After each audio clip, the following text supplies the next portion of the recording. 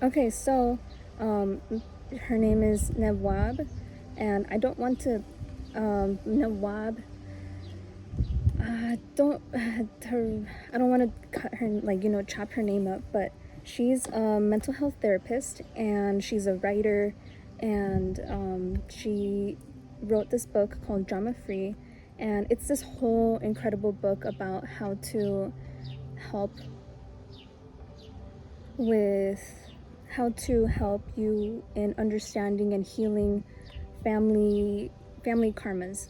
The way that I explain it, that I like to see it, is family karmas, because my intention is to heal and bring peace with my bloodline, with my ancestral, with everything I have inherited from my ancestors. And I feel like that would definitely bring us to our healthy selves. It would definitely clear us from a lot of things and make us more available for healthier relationships. So some of the notes that I took, the first chapter is called Understanding Dysfunction, and I want to read some of these to you because these are very awesome. They're very impactful and just mind-opening. So just reading back onto the notes,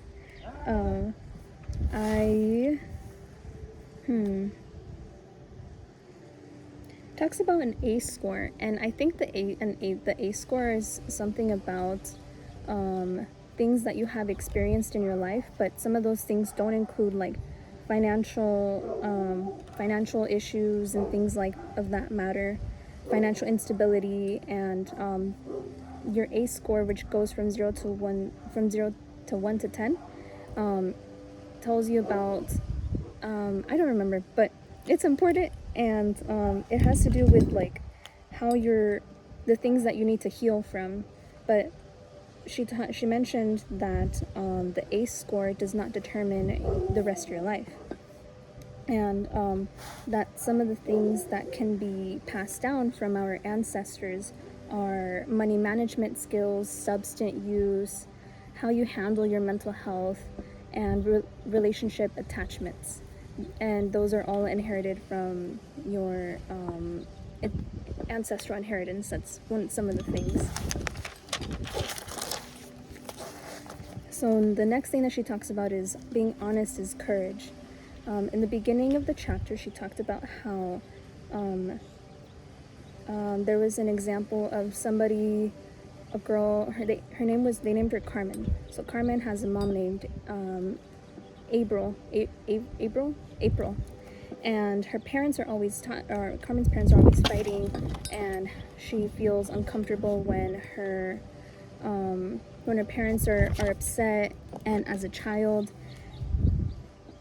and it just talks about how she copes with it, how she feels like she has to cope with it and put up with it, and even later on as an adult, she needs to cope with it and see how to manage with it. And whenever she decides to speak up, and she feels powerless. And I could be changing the story, but the whole point is that there's somebody who isn't happy with the chaos and the dysfunction that is going on, and she wants to make a change, but she might feel like powerless, or she doesn't know who to talk to about it, and she doesn't really feel like she's being supported when she does speak up. She feels ridiculed, and it doesn't turn out well, and it seemed very unhealthy, and very damaging to her mental health. So the first thing she mentioned is that honesty is courage, and something that I wanted to drop into is that I realized that crying is actually a sign of maturity. In my opinion, I've seen that crying is a sign of maturity. And it's a shame that nowadays people, shame kids, but for crying, especially little boys, and little boys, and little girls too, especially if they're the oldest one and they have to be the strongest one, which I was the oldest one. It's honesty is courage. And facing and talking about the way things make you feel in your family is definitely very healthy and very honest and very courageous. that's definitely something that we can do towards a healthier life with family and friends and relationships if and when you want to enter them. Yeah. Some of the things that are dysfunctional are something that someone does is being selfish, that they will do anything just to help them with what they want, and it's all focused on centered on just one person. Someone who is not a good listener, who just doesn't want to hear you, and temporary changes. Say you talk with them and then they say that they're going to change, but it's only temporary, and then they just return back to their negative behavior, whatever it is that they are challenging you, or just chaotic behaviors. Let's see. Okay, so these are some of the reasons why some people don't talk about family issues. And I think one of the things is that she said they're just not perfect, but no one really is perfect. But I mean, in this case, like when it's to the destruction of somebody else's mental health, it definitely is not. That's not the kind of behavior or things that we want into our lives. Okay, so your experiences have shaped. This is like a kind of like a reality check that she gave in the book. Your experiences shaped you, but as an adult, you can change it. And one of the things that she did mention too is that that was pretty awesome, is that the age of independence is between 18 to 23. So between then and that time, it's kind of like an awakening of your independence and how you want to maneuver in life now that you are not dependent on your parents. And there's this topic about secrets and keeping secrets, and sometimes it feels shameful to keep secrets. And she reassured us. There was a lot of reassuring in here. I loved it. There was releasing secrets releases shame, and privacy is who you decide to share your secrets with. So it's who you want to disclose your information to.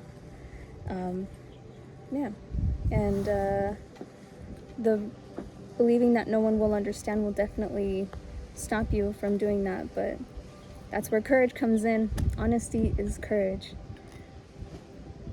And vulnerability also attracts community. You find people after telling your story.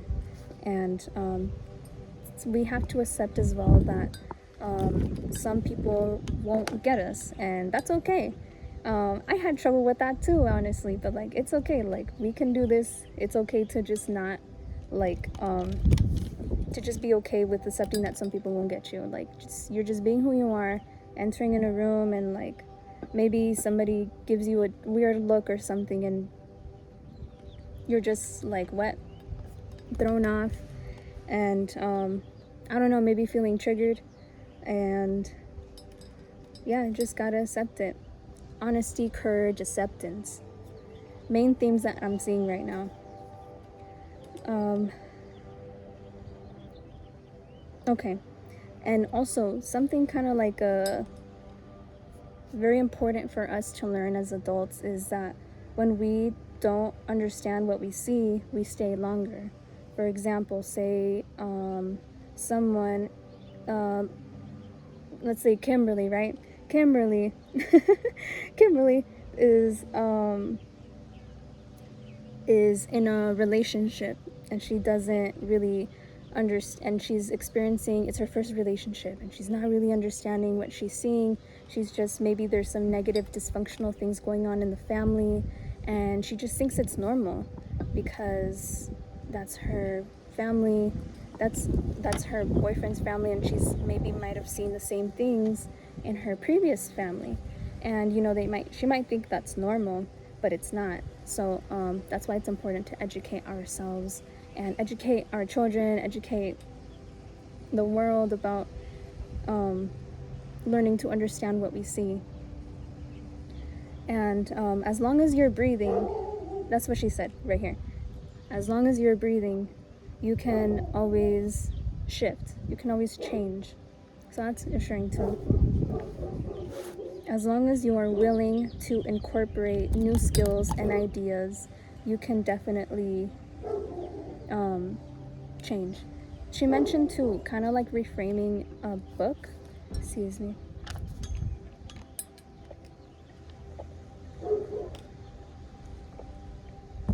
A quote I meant. She mentioned about the quote called, it was, "You can't teach an old dog a new trick." And she said how untrue that was. So the way she reframed it is that it should be, an unwilling dog cannot learn new tricks. So there you go. Strong will, courage, honesty, acceptance, vulnerability.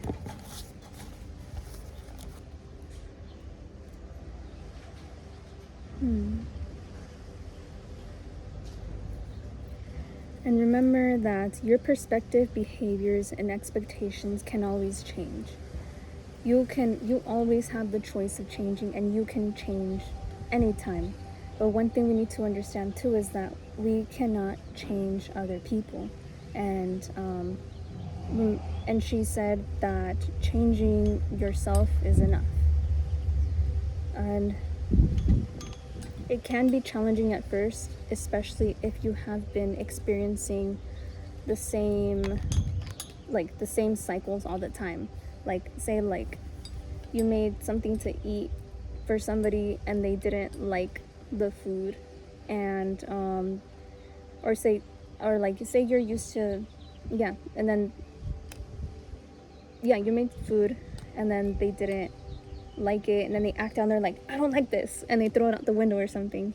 Hopefully they don't in real life, but that's just an example of dysfunction. And the person who usually throws kind of like a tantrum and is used to throwing tantrums might need to cool it down a little bit, and they need to just learn how to just be calmer and just express yourself in a different way. So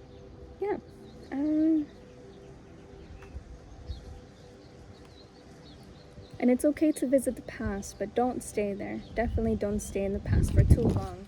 We don't want that, because then it gets you stuck in a loop, and it doesn't lead us anywhere good, because it brings up old things, and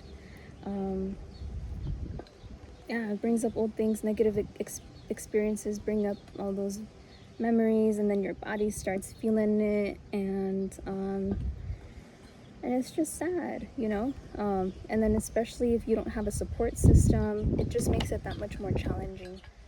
So visit the past. It's definitely important to visit the past too, because you want to learn from those experiences, and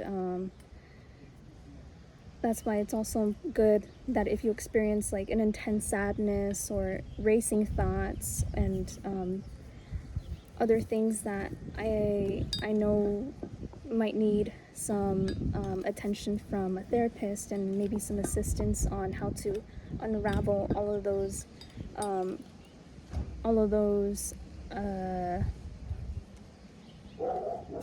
experiences and things that are currently going on deeper, that maybe you can't share with just anybody or disclose with just anybody because it's very private.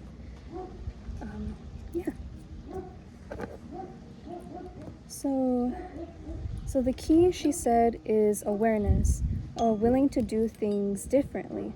And it's always, she said, that it's always my choice to learn things I never learned as a child. And that's where she talks about the age 18 to 23 of independence. So it's always your choice to learn things that you never learned as a child. So right now, if you're between 18 and 23, it's your time to learn how to heal and express yourself in a healthy way and connect yourself with people who are healthy for you, so you can be your healthiest self and yeah, do all kinds of good things.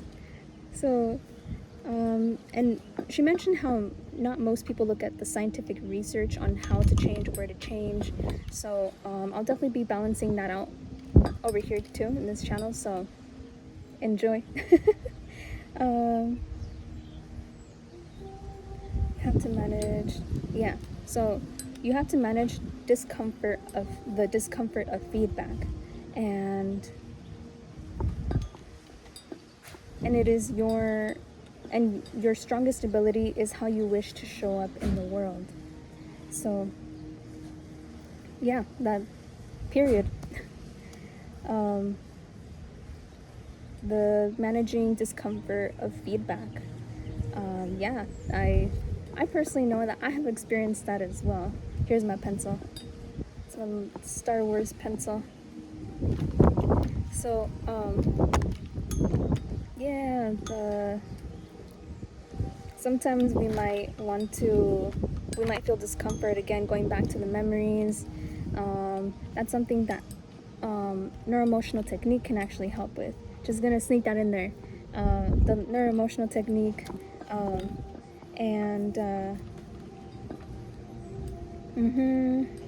learning how to be okay with the discomfort of feedback, whether it be good or bad. You never know who you might be, where the discomfort might come from. I mean, sometimes people feel uncomfortable with receiving feedback, like, oh my gosh, you did a great job, and like just pouring love into you. So let's be comfortable with receiving feedback. So now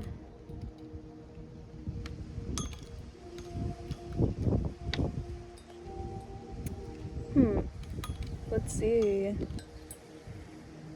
So she talked about self-sabotage, trust issues, commitment issues, and how relationships affect mental health. Now, say for example, a depressed parent or anxious parent, say you have a depressed parent or anxious parent, children learn how to cope with anything, with life, and how to live their life based off of their parents. So say they grew up with a depressed parent responds differently than an anxious parent. So, or maybe a mixture of both. It can be very complex sometimes. So our parents definitely shape the physical and emotional outlook of our children. So especially if you're a young adult and you wish to create healthy relationships and have a desire to create your own family, that's something to keep in mind too. Like, let's stay healthy. Let's make sure that our mental health is okay. Let's really get to know what being a parent means, and let's get to understand what it means to be a parent, what it means to be a daughter, what it means to the different roles. Let's reframe what it means to be a mom, a dad, a cousin, a brother. She talks about extended families here too, like in her whole book, but we haven't gotten there yet. We're just focusing on dysfunction. So oh my gosh, I took a lot of notes here. Okay, we are rich with wisdom here. So kids intuitively read a room, and she mentioned about how in some of her clients have mentioned that they know when their parent is drunk just by putting on a sweater. So it just shows the intuitive, like magical, like real powers that children can tap into, or that we can tap into as well, because we lived through some things, and maybe we had to read a room, but now we're here to undo that. So, as an adult, if as an adult you are intuitively reading others, it means that you're on guard. That's what she's really saying in the book, is that we're experiencing feeling on guard, and that's not good. That's definitely a sign that we need to heal. So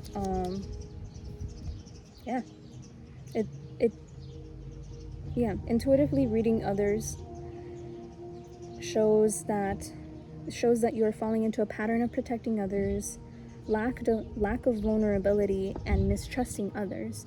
So I feel like many of us in society really have this issue where we are reading the room, reading others, and it can feel so compulsive, and it can look really compulsive, and it can look intimidating, especially after this pandemic, just everywhere in society, like in the music industry, with people who have experienced colonization, which is most of the world except for Thailand and China, and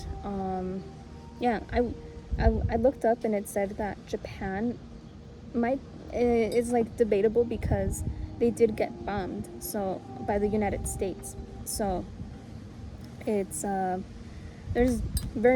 Nepal. So those are some of the very few areas that have not been colonized before. So let's protect those areas. And so for the most part, the whole globe might have this issue. I don't know the statistics of people who might consider themselves mentally imbalanced or mentally unhealthy. So it's just one thing at a time. You can only change yourself. So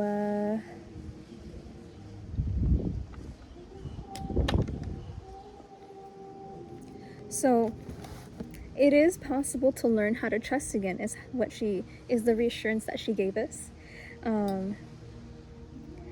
The number one thing is that you need to allow another person, trust in your ability. The key is to trust in your ability to choose healthy people, and allowing another person into your world and believe that person will commit to their expectations. That was huge. Wow. By avoiding vulnerability, you can't, hold on, excuse me.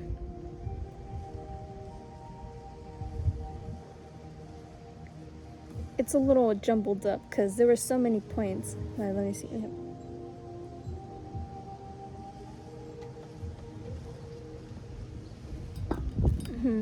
One of the keys that she also said too is that you can't protect yourself from disappointment. You can only try to anticipate or avoid it. It makes sense to attempt to control the impact, but you won't be taken advantage of in healthy relationships. And that's so important. I feel a little bit of heart chakra vibes right now. So this really resonates, and I hope it resonates with you too. So protecting yourself from disappointment is also known as guarding your heart, is what she mentioned in the book. So, that period. I think we should just leave that as that. Really let that sink in, and you can learn to trust again. So there's hope for us in this world. Thank you. Let's see. So protecting others also includes worrying about others. You can't protect people from the damage that they are doing to themselves. So, kind of like if you're seeing somebody, doing self-sabotage, I mean, you can't really help them. You can't protect them from themselves. You can only change yourself. Going back to that. And so don't avoid vulnerability. Open your heart. Be free. Love yourself. Honesty, courage, vulnerability. Let's see the other ones.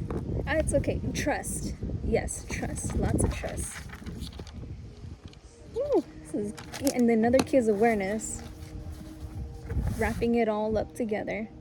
So, let's see. Oh, I think that might have been it.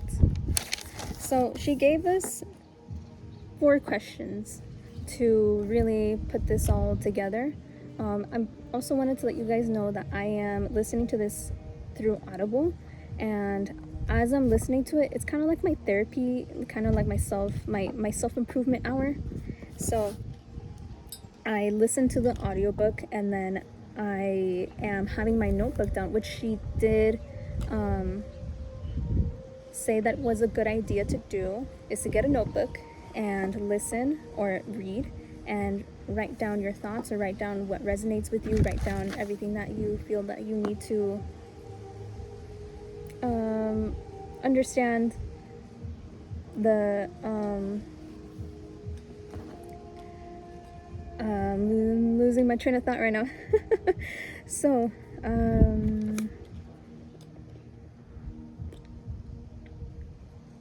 writing your book, writing your journal about things that you feel resonate with you, and experiences that come up for you. So I did that too, but that's private, so you can't see that.